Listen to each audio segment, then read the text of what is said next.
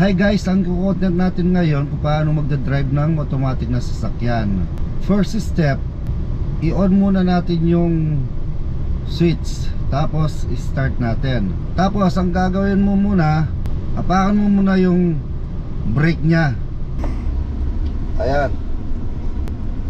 Kapag nakaapak na yung brake nya, sunod mo na itong cambio nya. I-pull muna natin siya, tapos hanggang sa dali natin dun sa D, sa drive. Yan. Kapag nasa drive ka na, bago ka umalis, i-flasher mo muna sa kaliwa. Ayan, naka-flasher na. Ngayon, kapag naka-flasher na, tumingin ka muna sa side mirror mo kung may paparating na mga sasakyan. Ayan, dyan. Ngayon, kapag alam mo na walang paparating na sasakyan, i-go muna yung sasakyan mo. Ngayon, kapag may paparating na mga sasakyan, i-full stop mo muna yung sasakyan mo bago ka mag-go. Tuturuan natin magmaneho si Mrs. Ayan. Sir. Ano, ready ka na bang matutong mag-drive? Ready na. Ready na. Oh, sige. Patag naman to eh. Patag naman yung daan natin eh. Feeling ko may bangin sa likod. Sige, abanti muna yung ano. Sa susunod, reverse naman yung ituturo ko sa iyo. Yan, pagka may kasalubong kang ganyan, alalay lang sa preno.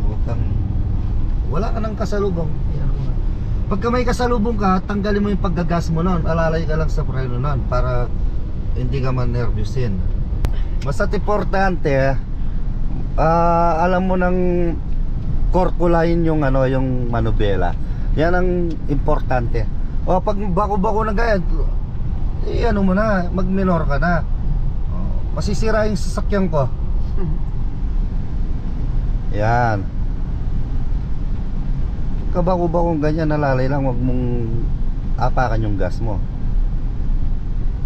Wala naman tao tayo, meron. Pag alam mong may kasunod ka, magbanda ka dito sa right ng konti lang. Konti lang, huwag mong pagano. Yan. Sige, diretso lang. Nalala ko naman. Focus ka lang sa daan mo, sa harap mo. Tignan mo yung duluan. Dulo dito tsaka yung dulo doon.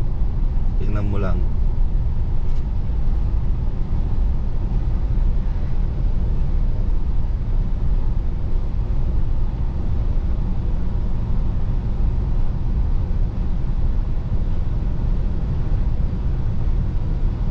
Sige, diretso.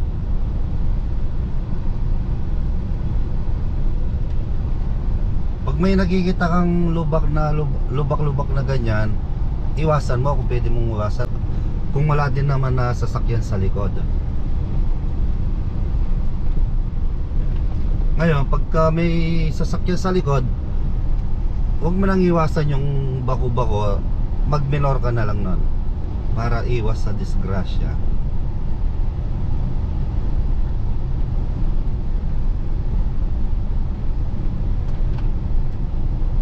Kasalubong tayo. Dito ka lang. Pag may kasalubong kang ganyan, yan, yung i-ready mo lang yung ano, yung preno mo. Pinakabanda pa naman sa atin. Hindi nila alam yung daan nila. Sige, igas mo na niyan. Tumabi na siya, igas mo na niyan. Yan.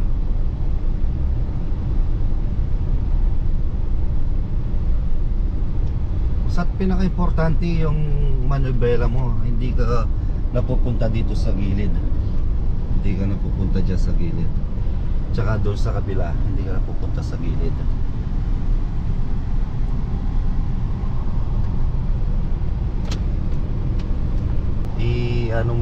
Ilagay mo sa park, sa P. Yan, nakalagay na sa P. Bitawan mo yung preno, yan. Okay. Tsaka palit muna tayo. Nakalagay na sa pito. Oo. Laging ganyan, no? Ganto, tapos gano'n.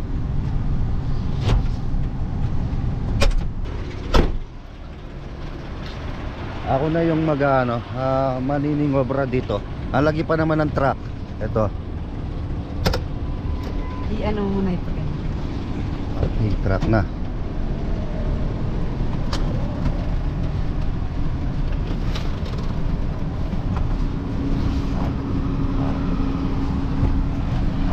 Ay, tagal pa naman. Ako yung Alright, tingnan po natin ang ating tinuturuan. Kung very good po siya. Eto, pag maniningobra ka, ganito lang kasimple. Tignan mo muna sa side mirror mo kung walang sasakyan. Paandar mo na. Tapos i-reverse mo. Ayan. Tingin ka sa side mirror. Puro side mirror yung mga tinitignan mo, tsaka dito sa rear. Tapos pag malaki na yung space, ayun, pwede na. Tingnan mo doon. Ayan, pwede na. Ngayon, nakapag U-turn na tayo. Balik ka na dito, ikaw na. Aray ko. Ano ito? Okay. Bago ka mag-drive, dapat i-ano mo muna yung seat mo kung talagang komportable ka. Pag komportable ka nang nakaupo, yun, ready to go ka na. Komportable ka na bang nakaupo? Yes, boss. Okay.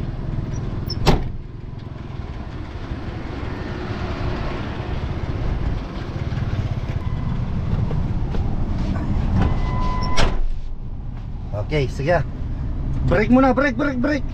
Huwag mong kakalimutan, bitawan mo muna. Nakaano na? Bitawan mo, brake muna. Brake. Yan, tapos D. Isa pa. Sobrahan. Yan. Drive. Huwag mong kakalimutan yung yung kapag ilalagay mo sa D, brake muna. Ayan guys, naturuan na natin si Mrs. Kaya pwede na kaming umakyat ng Baguio niyan. Tara daw, tara. Ayan guys, ganyan lang kadaling magmaneho ng automatic ng sasakyan. Very easy. Ito, tignan mo si Mrs. oh. First time niya lang mag-drive ngayon. Ngayon ko lang siya tinuruan, pero napapatakbo na niya yung sasakyan namin, oh. Diba? Tsaka kagandahan pa, malakas yung loob niya. Talagang kailangan talaga sa gustong matutong magmaneho, kailangan talaga na malakas yung loob. Number 1 talaga yon. Yung wag kang nenervyusin. Ako pa nga yung nagnenervyos eh. Ako yung nagtuturo sa kanya. Ako pa yung nagnenervyos kanina. O sige guys, hanggang dito na lang muna yung video natin. I-update ko na lang kayo sa susunod na session. Ipapakita ko sa inyo kung saan kami ulit magpa-practice. O sige guys, hanggang dito na lang muna yung video natin. At kung tinapos ninyo yung video na ito, paki-comment na lang kung taga saan kayo, para alam ko kung hanggang saan umabot yung mga video natin. Sige guys, thank you and God bless us all. Guys, don't forget to like, comment, share, and subscribe sa ating YouTube channel para sa ating mga upcoming videos. See you in our next vlog. Thank you and God bless.